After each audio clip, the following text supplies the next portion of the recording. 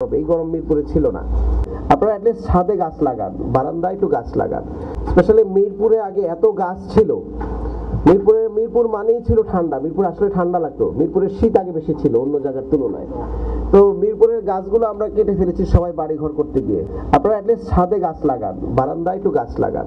নিজের বাড়ির সামনে দুটো টব আপনারা লাগাতে পারেন। তো সুতরাং আমরা চাই এই যে গরম, আপনারা এখন বসে আছেন দেখেন এত গরম, এই গরম মিরপুরে ছিল না।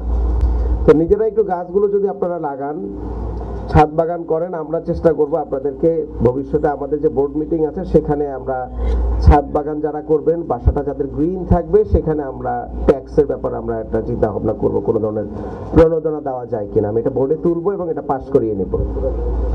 আরেকটি বড় বিষয় হচ্ছে আপনাদের বাড়ির উপরে ছাদে অথবা রাস্তায় আপনারা যদি যে কুকুর এবং পাখি আছে তাদের যদি এই গরমের মধ্যে একটুখানি পানি খাওয়ার বন্দোবস্ত করতে পারতেন, একটা ছোট ট্রেতে একটু পানি বারান্দাতে যদি অথবা ছাদে দিয়ে রাখেন, একটু চাল দিয়ে রাখেন, রাস্তায় কুকুরগুলো কোথায় পানি খাবে সেই ব্যবস্থাটা যদি একটু নিজেরা করে থাকেন, এটা হচ্ছে আরেকটা আত্মার খেদমত।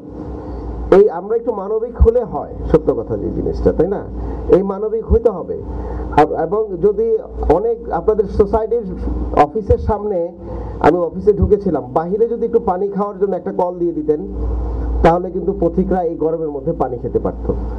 এবং রাসূল বলেছেন যে সবচেয়ে উত্তম ইবাদত সাদাকায়ে জারিয়ার মধ্যে একটি হচ্ছে পিপাসিতকে পানি খাওয়ানো।